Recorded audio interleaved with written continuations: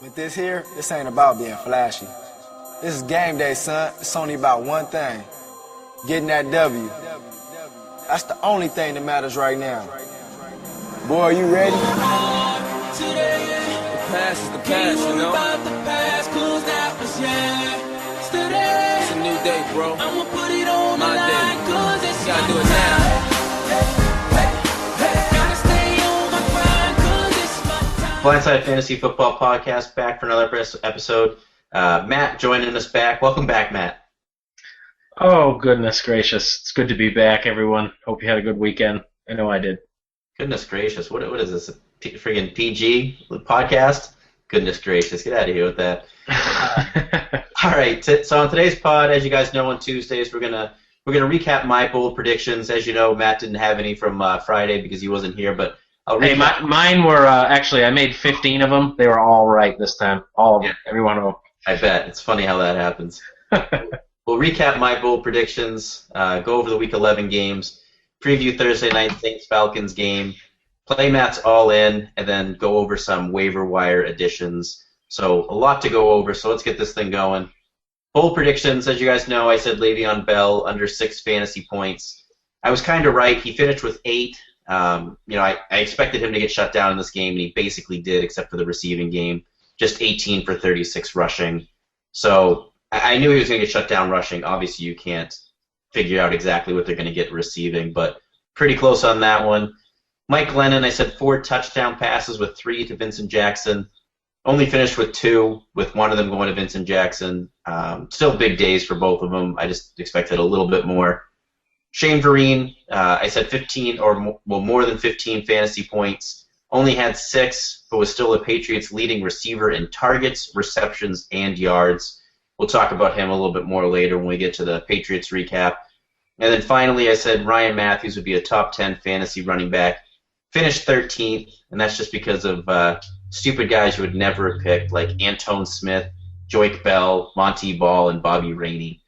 Some of who we'll talk about later as well. So let's jump into these games, Matt. Jets-Bills.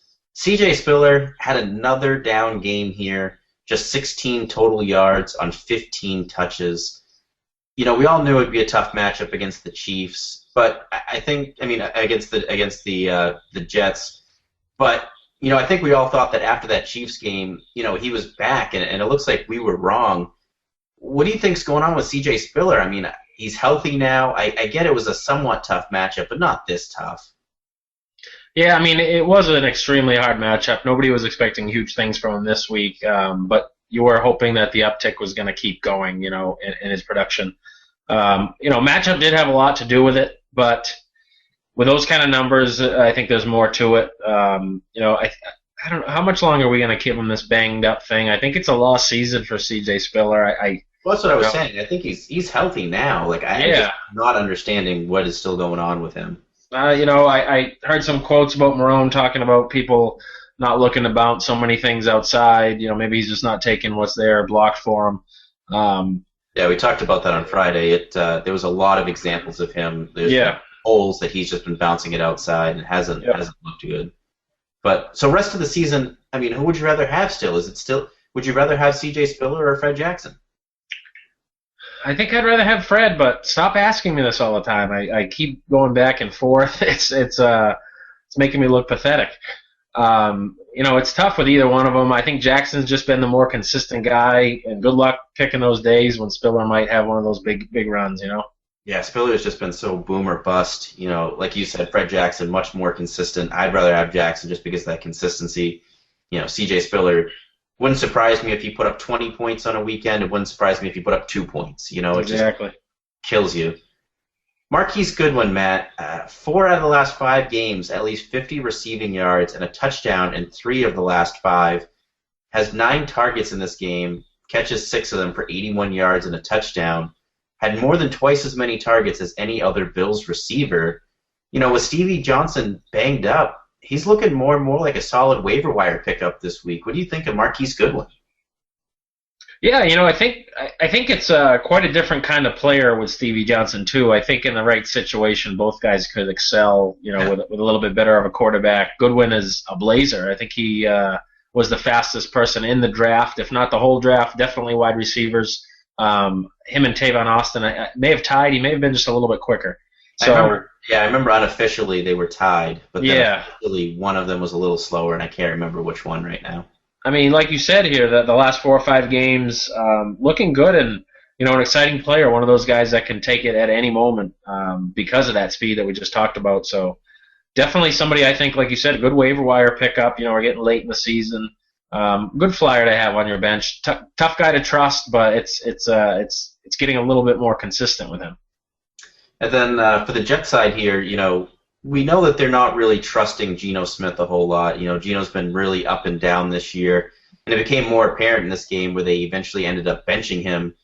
But, it looks like they're leaning on the run a little bit more. And I think, the way Chris Ivory has been producing, I think he's a solid running back too moving forward. Do you have any thoughts on Chris Ivory? Yeah, absolutely. This is actually a game they got behind, and, he still finished with, I think, 15 carries. So they didn't exactly go away from the run. Yeah, he did have a long run, which kind of helped out the total there, but that's something he can do. He is, for a big guy, fairly explosive. Yeah. So it's a case of, a slow start to the season, a guy that I kind of believed in coming into the year. As the season started, the hype went down. He was a guy that missed a lot of training camp, and it was on a new team, so that could have had a lot to do with it. It seems like he's definitely taken a hold of this job, no question about that. 3 out of the last 4 games, he's played pretty well. So I agree with you, no question. A number 2 running back going forward easily, no question. Yeah, Bilal Powell definitely out of the mix there in New York. Ravens-Bears, what a wild game this was. Even before the game started, there was a lot of talk about this game because of the wins and how that was going to affect everybody. And I was seeing some people on Twitter even asking questions like, should I bench Brandon Marshall this week because of the wins? And even before that game, the answer is absolutely not. If it does end up being that bad, it's kind of like what you saw in this game, and I said that they'll suspend the game, play it later in the day, or possibly push it to Monday night for a doubleheader. But we see Ray Rice kind of come back from the dead here. I know on Sunday we had a lot of Ray Rice versus somebody questions. 25 for 131 and a touchdown. Do you think this was a fluke, or were you a fan of this? Well, the Bears are a team that you can run all over for sure. They've been struggling in that regard. That defense has been struggling in general. So I'm not buying it. He's a guy that you've never been able to really get away from. You would have had to trade. You've got to trade him for cents on the dollar, and a guy you can't really just drop. You can't drop a Ray Rice. He's still been getting some decent work.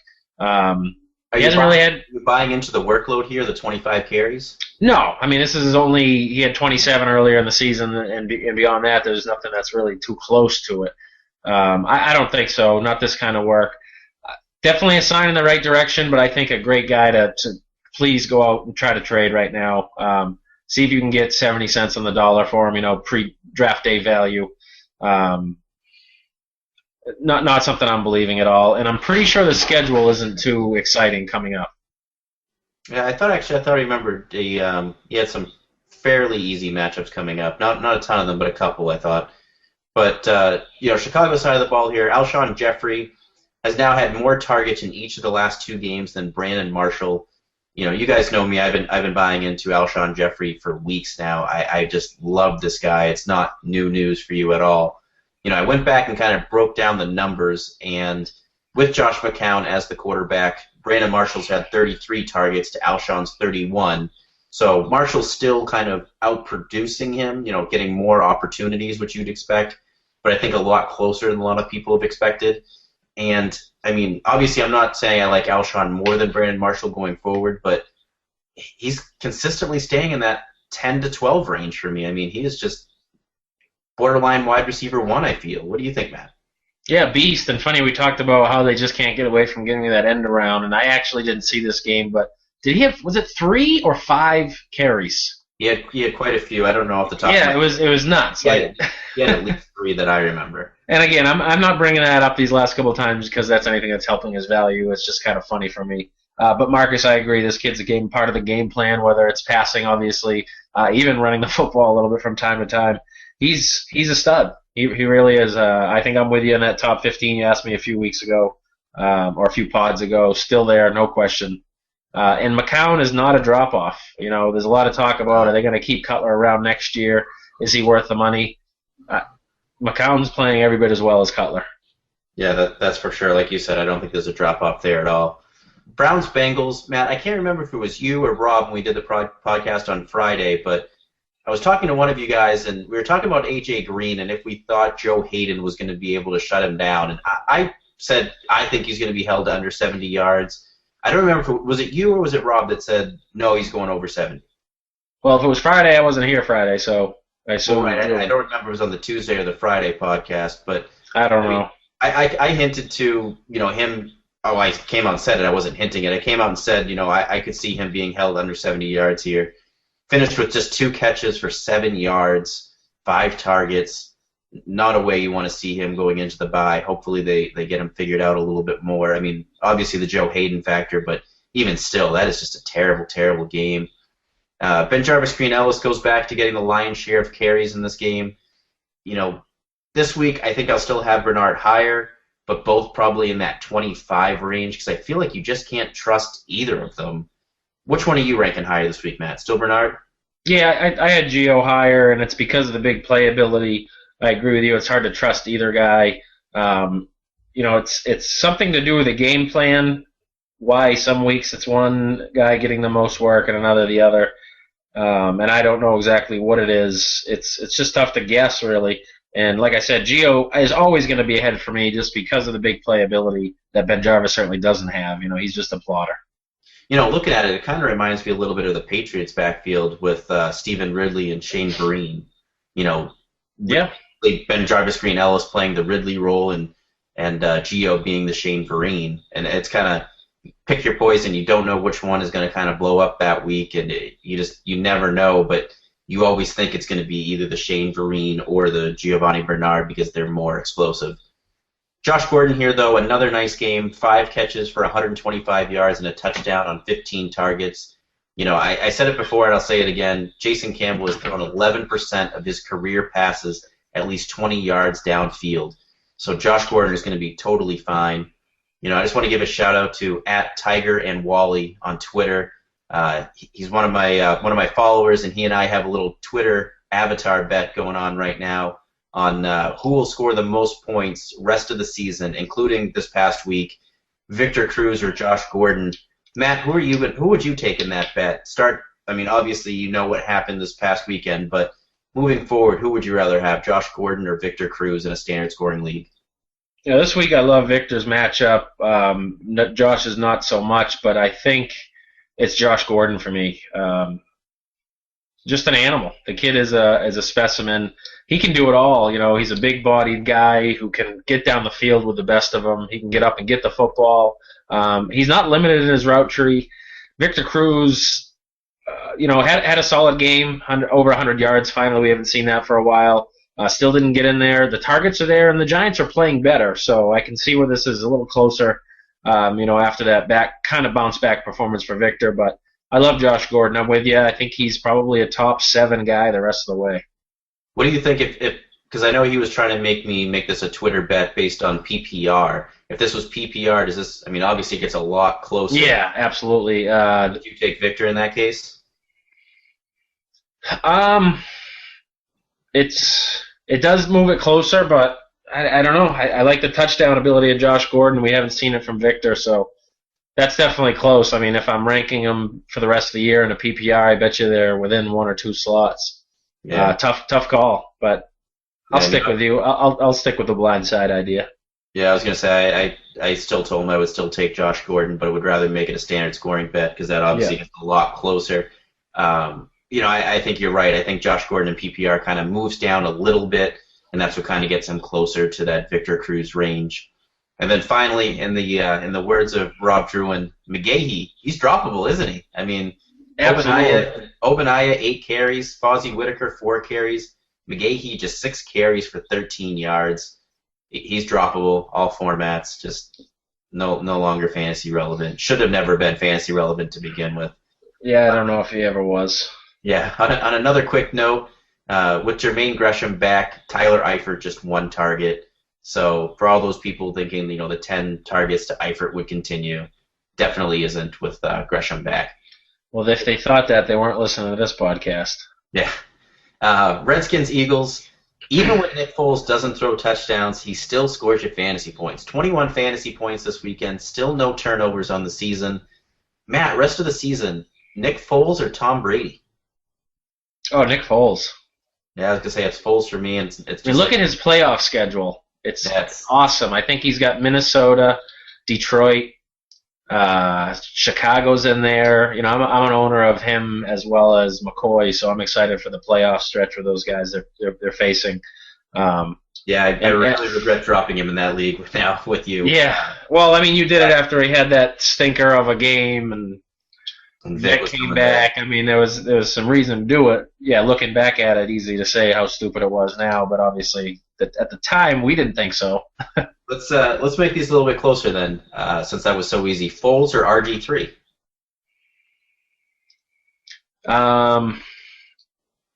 I think I'll go RG3 there, but See, I'm probably wrong. I think I'm wrong. I'm still going Foles there.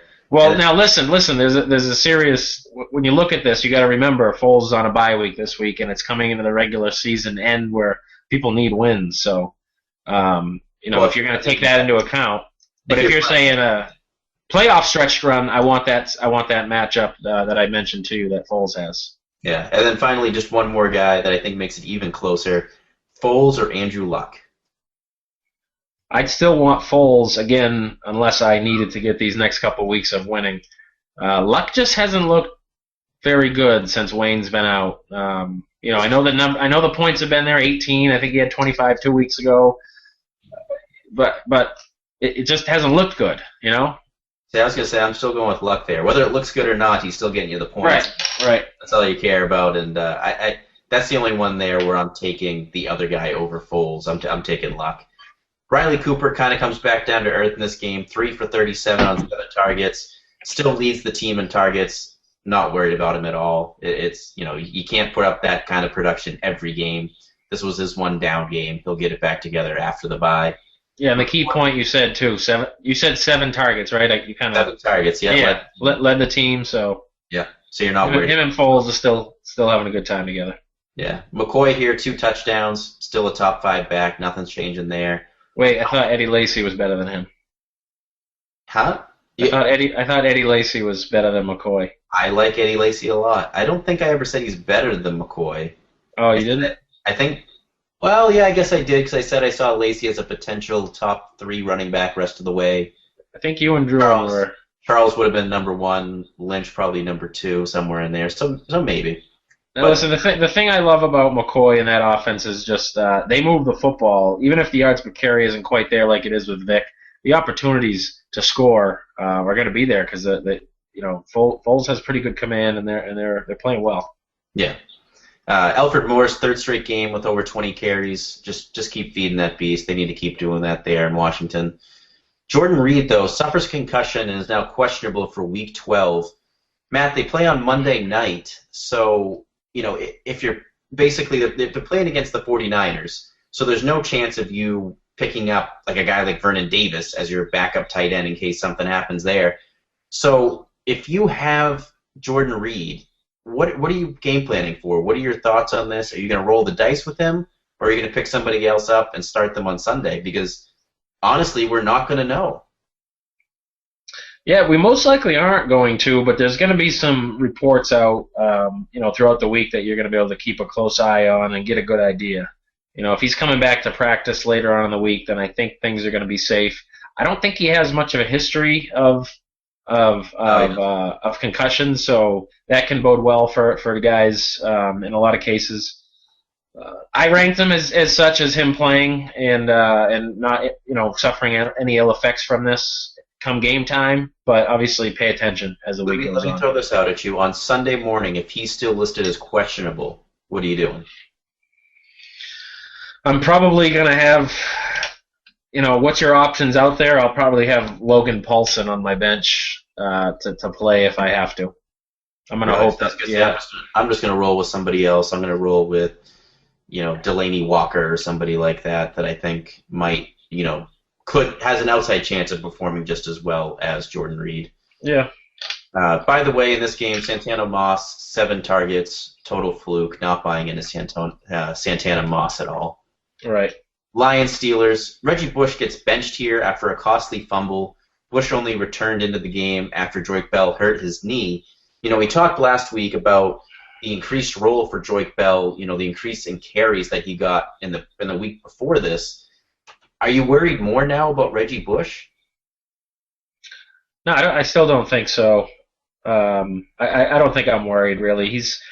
I just love the offense here. Again, another situation just like McCoy in Philadelphia where they move the football, scoring touchdowns are plentiful, or scoring opportunities are plentiful.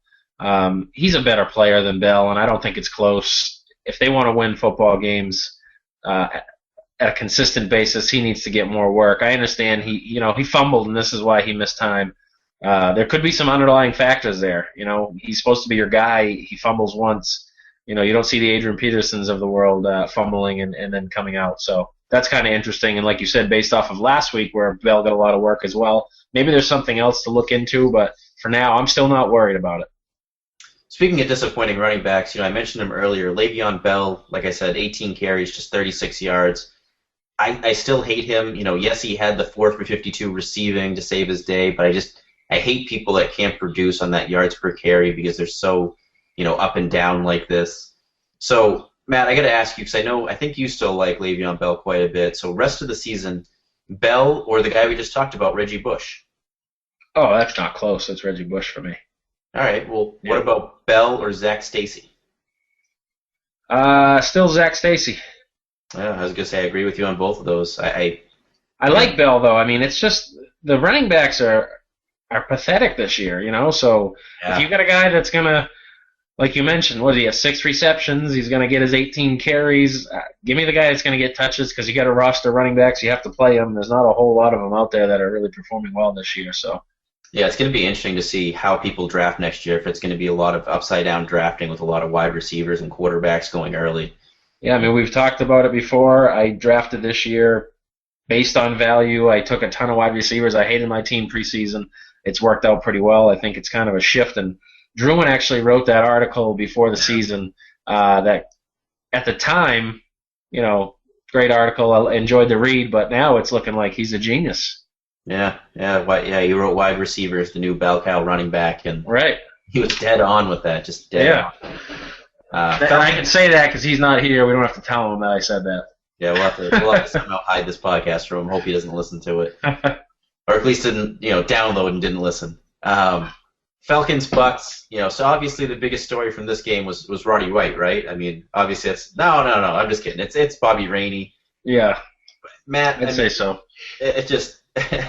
Listen, I think, as much crap as we give Rob, we just gave him a little bit of credit, so this is really going to go to his head now. But he got this one right. I mean, he ranked Bobby Rainey 23rd going into this weekend. Yeah. One of his bold predictions, if I'm remembering correctly, he said over 100 yards and 2 touchdowns for Bobby Rainey. So, I mean, he was right on with Bobby Rainey, too. I mean, we can't let this go. We can't let we need to just move on past this, but... No, I mean, I don't think we should move just past Bobby Rainey, though. Let's move past giving Rob all these high fives. But all right, well, 167 total yards, 3 touchdowns on 32 touches. That Tampa Bay offensive line has been producing some nice running backs lately. I mean, not so much so with Doug Martin, but Mike James did well. Brian Leonard, we saw the previous week do fairly well. Rainey this week. I know it's still early, but rest of the season, where would you rank Bobby Rainey? Well, actually, with this offense, there was when Glennon first took over, it was throw, throw, throw. Yeah. They've made a complete shift. That's not the case anymore. They've actually been running the football a little more than throwing it. Since the bye week, this team as a whole has averaged over 5 yards a carry, and that includes Leonard's 20 carries for, I think it was 54 yards last week. So, that's just over 2 yards a carry. Still, as a team, over 5 since the bye week. Rainey's a guy that, I kind of hung my hat on earlier this year. I thought he'd kind of get the job there in Cleveland. It looks like he should have. That was a huge mistake by the Cleveland organization. I didn't see it this way like Rob did just because of what happened the week before, but Rainey looked very good. He was a solid player in college. He's a small guy, though, 5'7", He ran a 4.540, so he's not exceptionally fast. He's quick though, and he has some good vision. His schedule is iffy. It's kind of good, bad. Yeah. So I'd say top 20, which is, and like I talked about a minute ago, pretty easy in today's NFL. Top 20, I think for sure, and I think I had him about 16 or 17 this week. Wow, I'm not ready to put him in top 20 yet, just because there are some guys out there, like we were talking about, the Giovanni Bernards and people like that have I want to say more upside, but it's kind of hard to say that about a guy that just had 3 touchdowns. If you want to take a second, grab the running back list and name them off, because it's surprising. You get to a point where, Bernard or Rainey, I think I'm going Rainey because he's the guy that's going to get the touches. He had 27 carries this week, 30 carries this week, 2 receptions, 4 carries for the backup there. Gio, we talked about it. Flip a coin, good luck. Figure out which week it's going to be. At least Rainey, I think you know is going to get the work, and this is an offense that has been pounding the football. Yeah, I am looking at the running back list right now, and you're right. It does get pretty ugly pretty fast. Lamar Miller, I'd rather have Rainey. I'm sick and tired of Lamar Miller. Lamar, you know what I mean? Like Lamar Miller's not. Even Gio, like I said, I think I'd rather have Rainey. We had Miller ranked 22nd last week, so that's not top 20. Yep. And even last week, some of the names we had outside of the top 20, Fred Jackson, C.J. Spiller, MJD, Ryan Matthews, Ray Rice, Stephen Ridley. I'd rather have him over Ridley. I was gonna say I'd rather have all those guys over Rainey. So I don't know. I'm much pushes him out of the top 20 for me, probably 25-ish, somewhere in there. Yeah. And even then, he's pushing with guys like Pierre Thomas, I'd probably say. Which you're nuts. See, I'm for me, top 20, easy. I'm not saying easy, but he could get there. Vincent Jackson in this game, has another nice game, 10 for 165 and a touchdown. But look at the split he's had this season. Versus Atlanta, he's had 20 catches, 303 yards, and 3 touchdowns. And in all the other games this year, 36 catches for 524 and 2 touchdowns. So basically, more than a third of his production this year has come in his 2 games against Atlanta. I just thought that was interesting to point out. He's killing Atlanta this year and doing all right against the rest of the NFL. Still not lighting it up. Just 2 touchdowns in all those other games. I loved him this week. I think I got him top 3. Wow. Coming up. That is some B-Jacks love. Falcons were down all this game, which led to some real garbage time here. Are you buying Roddy White's 9 targets that he had? He still only caught 3 of them for 36 yards, but do you think this is a thing of, this is a sign of things to come, that he's kind of back? I think it's a point, a notch in the right direction because of the 9 targets. He was on Revis Island here, who has been playing outstanding football recently as he's gotten healthy. So I think it is a sign of better things to come. He still didn't crack my top 20 for this upcoming week, so it's not like I'm all in on Roddy, but he was a little closer to my top 20. I was going to say, I haven't done my rankings yet, but he won't even crack my top 30 and maybe not even my top 35. I am still staying away from Roddy White. You see it. He only caught a third of his targets, still only 36 yards. He saved you with that touchdown. I'm still staying away. Rest of the season, who would you rather have, him or his teammate Harry Douglas, who had 6 for 134 and a touchdown? Roddy, rest of the season. Wow. I've been pounding on that drum all year, and it's been one of my worst calls. Those two, like I say, those 2 are really, really close for me. It wouldn't be so slam dunk as you just had it. I would have to think about that one for a while, that's for sure. Cardinals, Jaguars. This game kind of proves what I said last week about Jake Locker. Start your quarterbacks against the Jaguars. They're allowing over 21 fantasy points a game to opposing quarterbacks in the season. Carson Palmer, by far his best game as a Cardinal, 419 yards, 2 touchdowns, no interceptions. To me, it means absolutely nothing about Carson Palmer and how he's going to perform moving forward, and has everything to do about, starting your quarterbacks against Jacksonville. Brings me to this question, though, Matt. If Kubiak names Matt Schaub, the quarterback, are you starting him this week against the Jags, who have allowed over 20 fantasy points in 6 of the last 8 games? No, I have Stafford and Foles. Why would I? No. Okay. Um, no, I don't think so. Whoever he decides to start, I'm not going to start him. He has no confidence in either one of his quarterbacks. I could see another quick trigger to pull him out. Certainly love the matchup, but Schaub has just been terrible. It's hard to recommend a guy like that. I guess if you're in a situation where you're hurting, so now Foles is your guy and he's on a bye, that might be one to look at. But and I like that call. But other than that, he's definitely not somebody I want to trust, even against that great matchup. See, if I knew Case Keenum was going to be the quarterback, I might put Keenum in the top 12 because I believe in Case Keenum. I do not believe in Matt Schaub. Matt Schaub, I'd be staying away from it at all, by all means. Michael Floyd, though, here, career day, 6 for 193 and a touchdown on 11 targets. 5 or more catches now in 5 of his last 7 games. I mean, he's a must-own, right? He's going to be a guy that we talk about a little bit later with our waiver wire ads, but he's got to be a must-own, and then top 35-ish wide receiver going forward. What do you think of Michael Floyd? I'd say absolutely a must-own. I'd say a top 30 rest of the season. It's hard to get too excited, though. As with Bobby Rainey against Atlanta, you can't take too much of this as set-in-stone type production. Well, yeah, but like I said, 55 or more catches in 5. Right. He's been involved. He's been involved, but this Cardinals offense hasn't been the best. Top 30. I'll say top 30. I think you said top 35. Top 30. I'll give him that, and I think he's definitely a must-own. Somebody to put right up near the top of waiver wire pickups this week. Obviously, Rainey's your number one. I got him up there. Santonio Holmes is another one I like too, but yeah, just can't trust Carson Palmer all that. Right. This is he had no picks, right? This is the first game he hasn't had a turnover all season. Yep. So also in this game, Jaguars side here, Shorts complained after the game about his lack of work. Just 5 targets. He had Patrick Peterson on him, but under 8 fantasy points in 4 straight games now. Is he droppable? I mean, he's really just fallen off since Justin Blackman's suspension.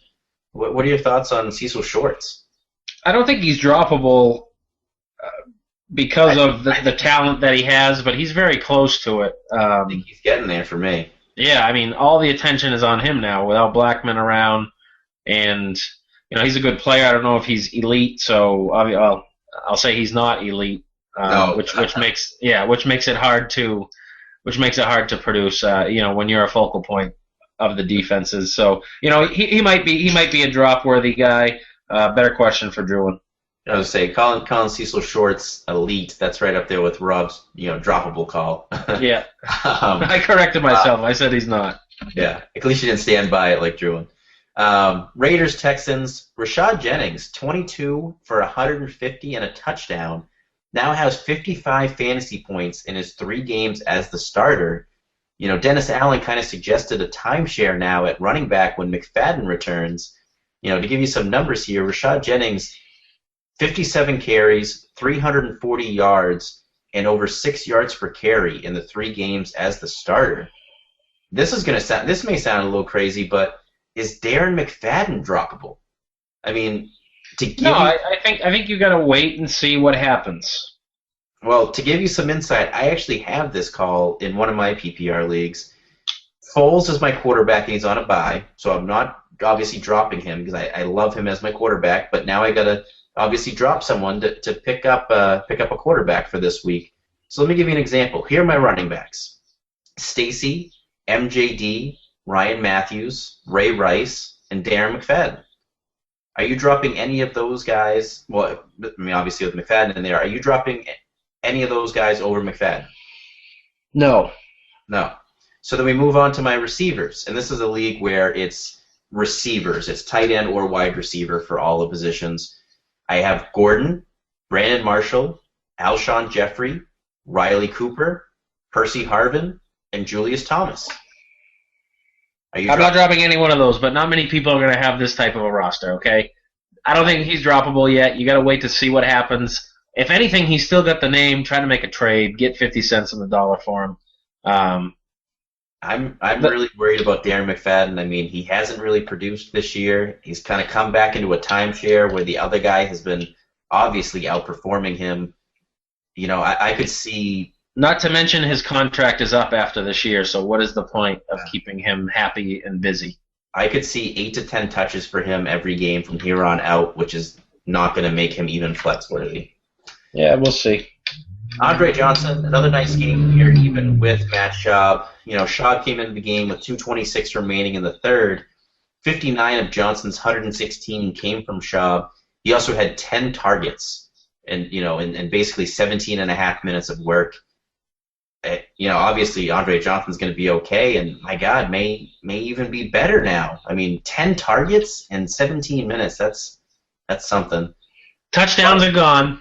Yeah, touchdowns are gone, but The vacation with touchdowns and Andre, they're over. Forget it. Hopefully Schaub learned a thing or two on the bench. And honestly, we don't know who the starter is next week, anyways. No, we don't. We just kind of touched on that, and it's a mess. But I think either way, Andre Johnson will be okay. You know what though? Hey, if I'm Schaub and I was on the bench for these last couple weeks, do you think he was like, wow, well look at Andre, he can catch him in the end zone too? I didn't know this. He's like a mini Calvin Johnson. Just throw it to him. Just throw it to him. Come on. Right. Rod Streeter in this game. I just wanted to bring this up real quick. I think he's a sneaky pickup this week with McGloin as the starter. 6 for 84 and a touchdown on 8 targets. McGloin was looking for him. He was the number one guy that he was looking for. I mean, you know, we've seen this before with Foles and Riley Cooper. A new quarterback means a new wide receiver as, you know, being fantasy relevant. Just a guy to keep an eye on. I agree. Chargers, Dolphins.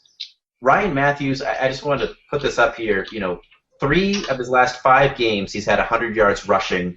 Before these 5 games, he had just 5 100-yard games in his 43-game career. So really turning it on lately, really kind of getting it together. Tough sledding ahead, though, for his next 3 games. All 3 of the defenses he faces are top 10 against opposing running backs. So we'll see how Ryan Matthews is able to do against some tougher defenses moving ahead. Keenan Allen, 3 for 45 on 6 targets, though. Matt, are you still buying into him? I know you really liked Keenan Allen. Yeah. What are your thoughts on him now? You know, a couple of, you know, average games, I guess, we've seen. Are you still holding out for him? You still have hope for him? You still sticking him in your lineup? What do you think? I mean, I still have some hope for him, but my excitement has definitely dwindled on him. He's just not producing like I thought he'd be able to, you know, in an offense that's struggling lately as well. So it seems like the running game is picking up and the passing game is slowing down. It's kind of weird. You'd think maybe they would help each other, but it doesn't seem to be the case. I'm not too pumped about Keenan Allen, and you'll see it by my rankings this week. It's the lowest I've ranked him in a while. I think he was out of my top 25 this week. Oh, yeah. He'll be easily out of my top 25. So, I didn't see what happened here on the Dolphins side of the ball, but Lamar Miller had 1 carry, and then all of a sudden Daniel Thomas took over. You know, Thomas finishes with 10 carries to Miller's 4. Thomas obviously had the touchdown as well. Which one did you rank higher this week, Matt? I ranked Thomas higher, but we've seen this before where Thomas had more work than Miller one week and it goes back the other week. So it's tough to guess with these guys. I don't really want to touch either one of them. I don't either, but I'm with you. I'm going to rank Thomas higher this week as well. 49ers Saints, you know, after 5 games this year with over 100 yards, Graham now only has 100 yards combined over the last 2 weeks. Really looks like that foot injury is starting to hinder him. You know, if you have him, you're starting him, but I'm starting to think he's going to start slipping to my, you know, tight end 3 to 5 range until he gets over this injury. I mean, I was putting him 1 and 2, him and Gronk, but I think that's going to start sliding away now. Where did you rank Jimmy Graham this week? I think I still had him at 2, possibly 3. I think I still had him at 2, though, but you're right. This injury is obviously a thing, and, you know, I don't know if it's something that's going to get better. It's something he's playing through, so it's not like the time to heal has been there. It's kind of worrisome. I mean, when he first got the injury, he had a great game, and everyone thought, oh, big deal, you know, injury what? Well, I don't know. I think this is something that's going to continue to be a thorn in your side. Well, that's just it. It's so hard with him because he's such a red zone presence that even in that quote-unquote great game, he didn't tally a lot of yards. It was like he had earlier in the season. It was a couple of, you know, touchdown catches that he had that basically made the fantasy day for him. So I think he's gonna be more boom or bust than you're used to moving forward. like I said, probably slipping in my tight end 3 to 5 range, but you still got him. You're obviously starting him. Colston, second straight okay game. Are you buying into him as being a fantasy starter again? Well, it's interesting. You're seeing a little uptick in him and a down tick in Graham. I think there could be a correlation there. Colston's excels in a red zone situation. If Jimmy's not quite Jimmy, then maybe this is something of what we're seeing, or just getting him more involved to kind of fill in some of that slack that Jimmy's not able to give. So that's a good call. Could be buying into it. Yes, I ranked him a lot higher this week than I have in a while. Yeah, I'm gonna have a hard time ranking him higher, but I feel I have to this week, obviously. And then 49ers side, Kaepernick has been so atrocious throwing the ball that, I feel Gore is the only guy you can start week to week. Maybe Vernon Davis based on his touchdown dependency, but it's really getting tough in that 49ers passing game. Packers Giants, Victor Cruz, Matt, finally comes back to life here. You're a Cruz owner. What are your plans for him? If I'm you, I'm looking to sell him on this big game because I'm not buying into it. But what are your thoughts on Victor Cruz? What are your plans for him? Things are getting a little better in New York. They've won 4 in a row now. Still getting the targets. Eli has been a great quarterback in his career. Did he really fall off this quickly? He has been playing better as well. I'm still encouraged by Victor Cruz. Another bounce back game here. He didn't score for you. You wish he could have done that. What are you going to sell? He scored 11 points. So you're going to sell, hey, he's getting a lot of targets, things like that? I don't know. Yeah, you're going to sell the targets. You're going to sell the yards, the 8 catches. There's a lot you could try to sell there. I think it's going to be hard to find a buyer, but he has another great matchup this week. They're playing Dallas. Love that matchup. Depending on how well you can sling it, he's a guy that you could really try. I would try to move if I had him. Andre Brown, another solid workload game here, but not quite what you expected. 18 for 66. Same thing with Eddie Lacy, 14 for 27. I'm not worried about either of them. You worried about either of them? Not at all. No. Boykin, 6 for 91 on 8 targets. Well, actually, hey, with the Giants, their run defense has been incredible recently. Yeah, out of nowhere, they got Beeson, and he's been awesome. So yeah, their defense has stepped up. Boykin, though, 6 for 91 on 8 targets. I really think him and Tolzien really have a connection going on back from their practice squad days. I know Nelson had the better day here, but I think I'm going to rank Boykin ahead of Nelson this week, as crazy as that sounds. I know it's crazy. I know I'm going to take a lot of flack for it on Friday's podcast, but I'm going to rank. I'm ranking Boykin higher. I've got Nelson higher, but it's very close. And I don't think you're crazy, Marcus. He's been, a go-to guy for Tolzien, however the hell you say it. Who cares? Because his job is not going to be much longer with Rodgers coming back soon. I'm honestly really surprised they haven't gone back to Matt Flynn personally. But yeah. Vikings Seahawks. And we have the return of Percy Harvin, Matt. Finally. Just 1 catch for 17 yards on that 1 target, but it was a hell of a catch. Was only in on 20 snaps, 37% of their plays. So it's finally time. Let's make our Percy Harvin bet. What's it going to be? What are we going to do? We're going to do... You wanted to keep it Josh Gordon versus Percy Harvin rest of the season, right? I'll do that if you are. Average points per game. Put it on the beer bet. Wow, there it is. There's the 6-pack bet of the week. Right now, and there. I say average points, by the way, just because going forward, but obviously Percy's on a bye this week, so that wouldn't be very fair if we did it straight up. Right, yeah.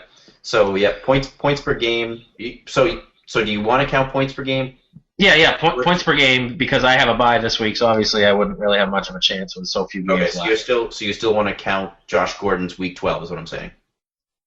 Or starting, I guess, week 14, unfortunately. So it's not going to be much of a bet. 14, 15, 16, 17. Well, no. We can still start it for week. You can still start it now, and just it'll all be averaged out. So that's all that really matters. It's really up to you how you want to do it. I'll have a smaller sample size. It could be good or bad. Whatever you want to do, Marcus. We'll start it this week. Average going forward from here. All right. Done. Hey, he looked good, though, like you said. What a catch. And how about that kickoff return? You didn't expect to see that. Exploded. Percy's back, baby. I can't wait. Now that that's over with, let's talk about something that really matters. Marshawn Lynch, had a rough day producing yards, but still saved his fantasy owners with 3 total touchdowns. We went over this a few weeks ago. At the very end of the season too, we're going to have a mock draft to kind of give you guys an idea. But if you had to pick your top 5 picks for next year right now, Matt, who would they be? And in what order? Put them in order for me. So who's your number 1? Number 1, LaShawn McCoy. Wow. Number 2, Adrian Peterson. Number 3, Jamal Charles. Number 4, I'd like to say Lynch, but who knows with his situation with this. You got to assume they got to keep him, right? The guy's too good. So for now, I'll say Lynch. How much further do you want me to go here? Because number 5 is Calvin.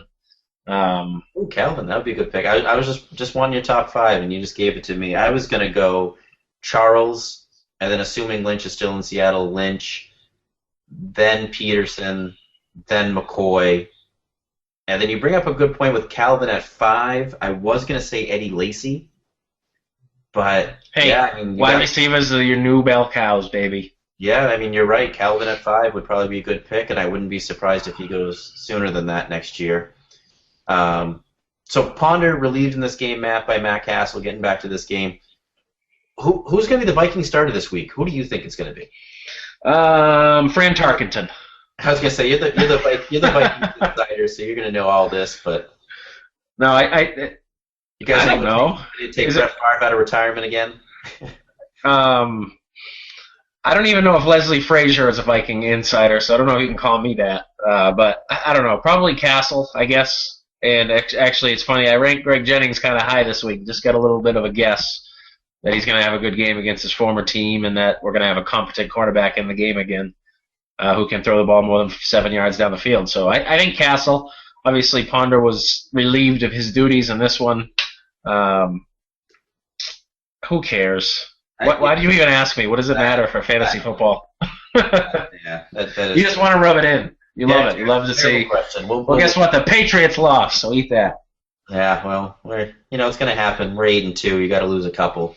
You guys are what, 2-8, something like that? Yeah, the guy that was hugging Gronkowski on that last play should probably come over and give me one. Luke Kuechly. That's Luke Kuechly. As a Vikings fan, I definitely need a hug too.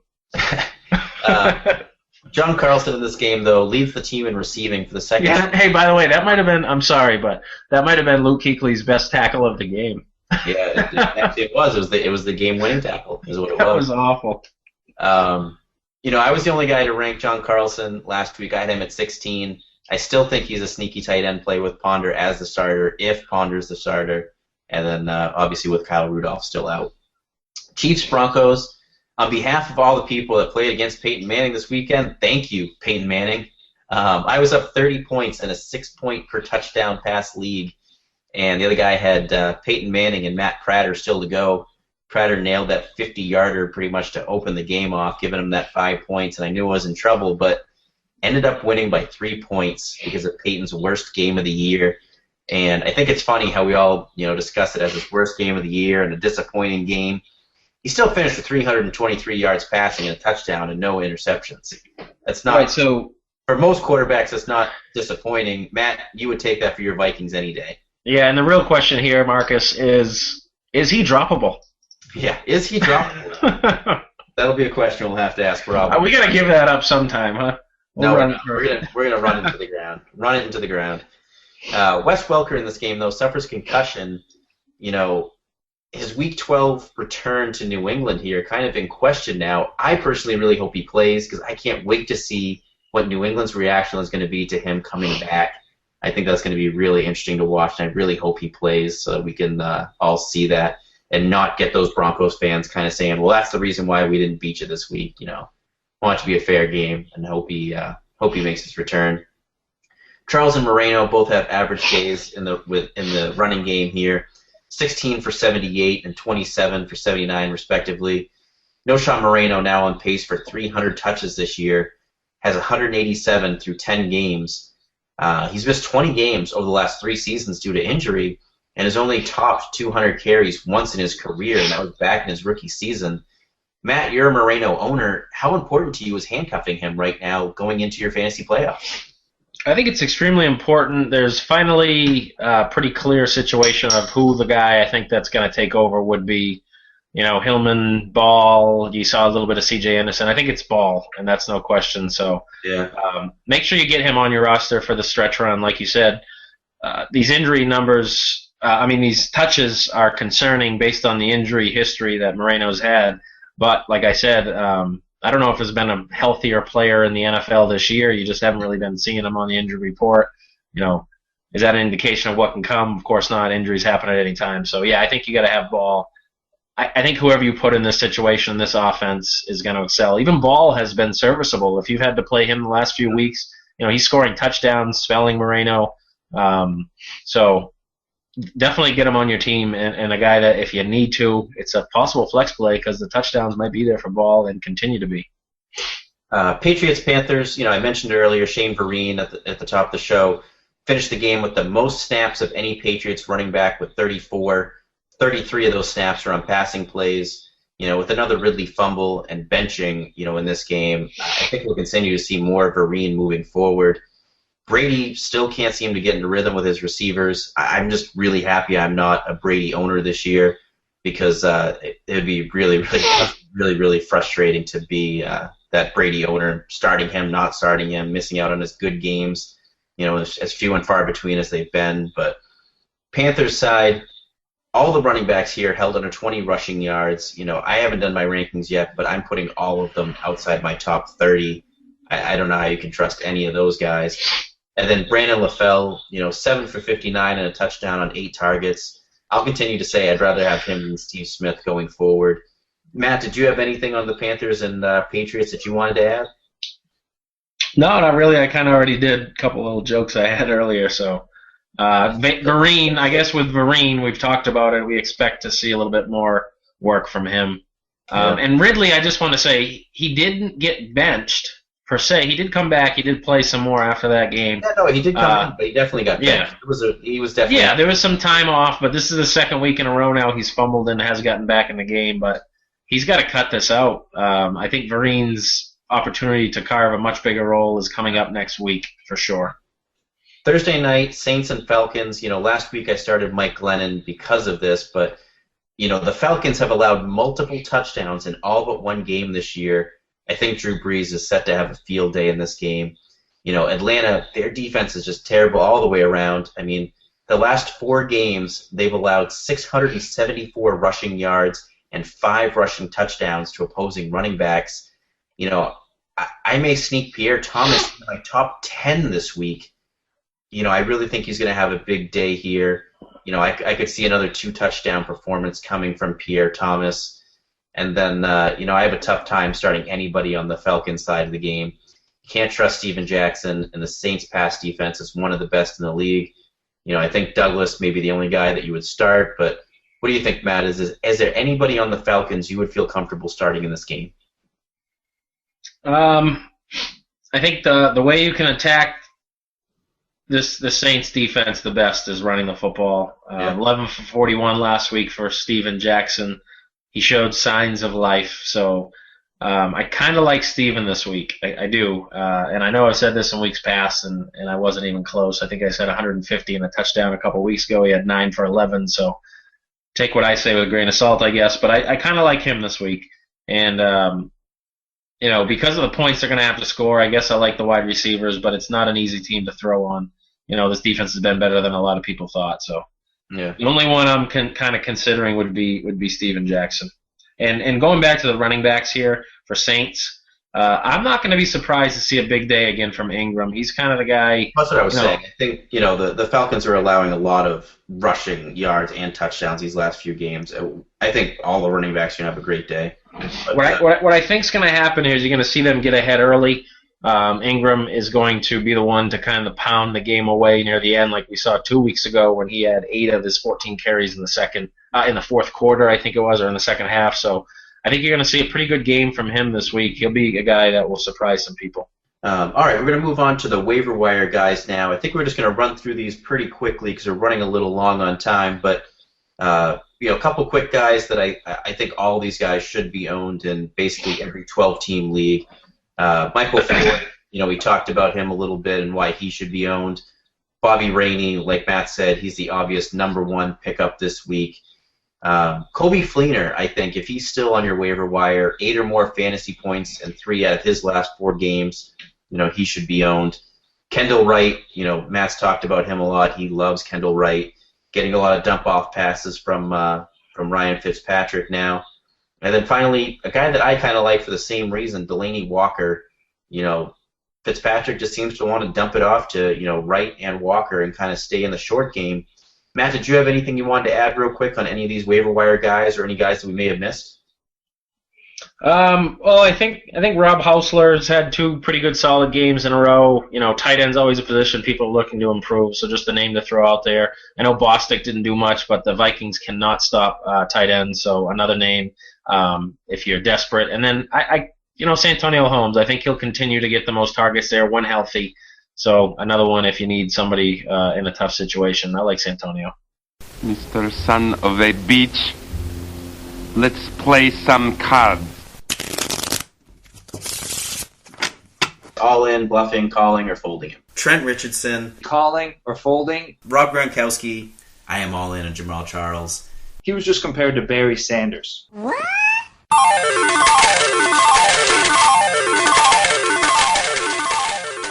So, Matt, we're going to play your all-in game now. So I just have 2 for you this week, a running back and a wide receiver. So first, the running back. Despite being the quote-unquote starter, I've only had 3 games of 8 points or more. I've only missed 1 game due to injury this year, and I'm only averaging 12 carries a game.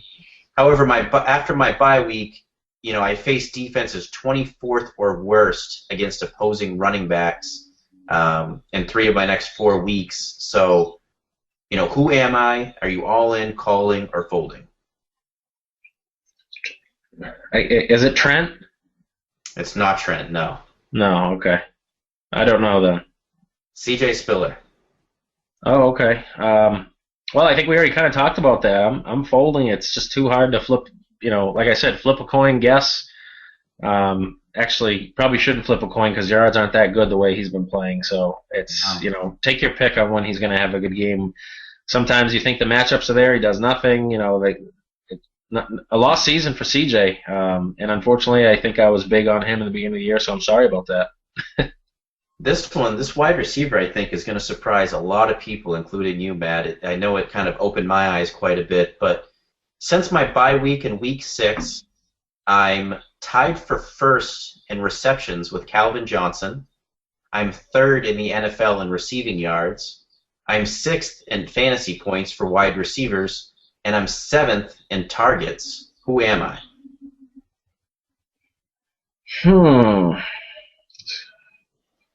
You will never get this one.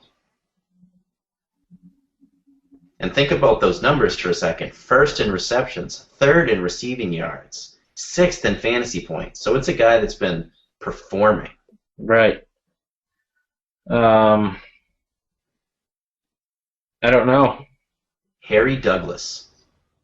Yeah, okay. That makes sense. I found that to be amazing to me. Tied with Calvin Johnson for Well, I mean, now that you say it, no, he's been producing. He really has, I mean, take the name out of the mix, and he has been awesome. So are you all in, calling, or folding Harry Douglas? I'm folding because I'm hoping, I like I said earlier, I think it was a good sign to see 9 targets for Roddy. See him finally get in the end zone. I know it was garbage time. Struggled with the matchup, of course, because Darrelle Revis is a stud, but I think the shift is happening. It's happened now. If you can still get rid of Harry, if people believe in Harry, I think you can make that trade. So I'm going to say fold, but it's tough. What you really going to get for Harry Douglas, See, I still believe in him. If I could trade for him and trade for him cheaply, I would. Perfect. So I hope guys have you in their league. Come trade him to me. Come find me out and trade him to me, guys. Make sure to follow Matt and I on Twitter, at Marcus Katkin and at Matt Dugal, and keep sending your questions to #BlindsidePod or blindside@blindsidefootball.com. And don't forget, Matt, Rob, and I live tweeting every Sunday, noon to 1. Send your start-sit questions to #AskBlindside. Matt, we got one question this week, and it's from Superfan Graham. He has kind of a 2-part question here. He says, how much depth do you need during the fantasy playoffs? He has an opportunity to make a 2-for-1 deal to get A.J. Green, but he's worried what happens if injury hits his team and he no longer has depth. He says his 4 wide receivers now are Pierre Garçon, Keenan Allen, Alshon Jeffrey, and Jordy Nelson. So he's worried if he trades 2 of those receivers away for A.J. Green, how's that going to leave him for, if an injury happens or something happens where somebody's not performing, how's that going to affect him? What are your thoughts? Well, let's ask Norv Turner how things have gone to, kind of be up in your season, go into a little bit of a shell, end of season. What I mean by that is I think you need to go get A.J. Green. That's a name that I understand having depth. It's something that's key in the playoffs because it's tough to make. You can't make trades. The deadline's gone, things like that. But to get a guy like A.J. Green, he's a guy that can win you a game by himself almost. So going into the playoffs, I want to have as many aces as I can in my pocket. So yeah, go get A.J. Green. I think for sure. Yeah, I was gonna say I would do that. I would try to go get him too. I mean, Keenan Allen, I'm not big on. Alshon, I am. Jordy Nelson, I'm not. With Rodgers being hurt, Garçon has been still kind of up and down.